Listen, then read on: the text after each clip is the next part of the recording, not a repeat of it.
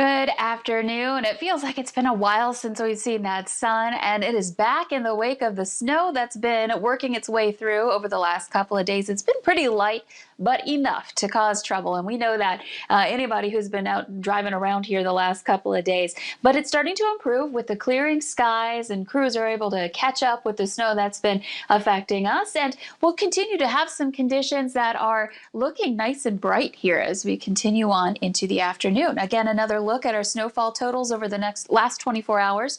We are in that ½ inch to 2+ inch range for many places within the valley. So just enough to lead to some slick spots. So again, we've been talking about how cold it is too. You can't even get out and enjoy this snow very well with temperatures that are close to zero. In fact, we're at zero in Langdon. Fargo, Grand Forks, both at 4 degrees. Jamestown, slightly milder, 10 degrees right now. Wind speeds are a little gusty in the wake of the snow. We've got some wind speeds into the teens, steady speeds, and a couple of gusts here in Detroit Lakes and Fergus Falls, where we're into the low 20s at the moment. And that does have an impact on how it feels to be outside.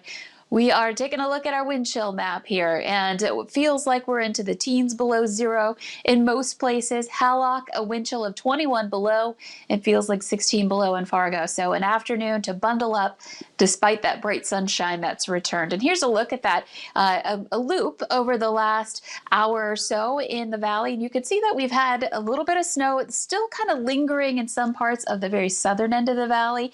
Underneath any of those clouds that are still hanging around down into Lakes Country, you could still be seeing a flake or two, and back over toward Ellendale. But there's a nice clearing line that's been working its way through. Fargo's now seen it in other places in the northern valley and out to the west as well. Let's zoom out, show you what we've got going on around the tri-state area. You can see that cold air moving in with the snow down into places like Aberdeen and the Bismarck area, and certainly over by southern parts of Minnesota and into Wisconsin. Now the snow associated with that round. So here's a look at our conditions heading into the rest of the day. Expect some partly cloudy to mostly sunny skies, it looks like now, with temperatures that are going to be into the single digits to some teens for highs. Once the sun starts to set, well, we're looking at cooling trend until we get that south wind kicking in. It'll take a little bit, but once it does, that's going to stop the temperature drop. And in addition to that, it's going to start warming us up. So we're looking at tomorrow morning being much milder than where we are right now. We're talking temperatures 20s to some low 30s by 7 a.m. tomorrow.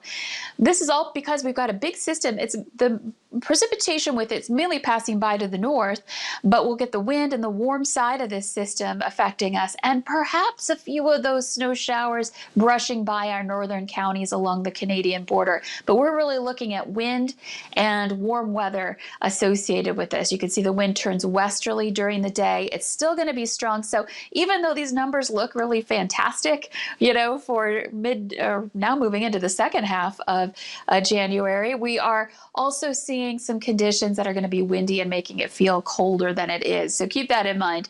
Heading into the nighttime hours, eventually the wind will ease up a little, but it will likely stay breezy into Thursday. And that's when we'll see our temperatures start to dip as we get that colder air moving in out of the northwest. And then we're right back down to some low numbers by Friday, a low of 1 below to start off your Friday in Fargo. And the weekend, well, it warms up slightly, but looking and feeling a lot more like January, along with some chances for snow.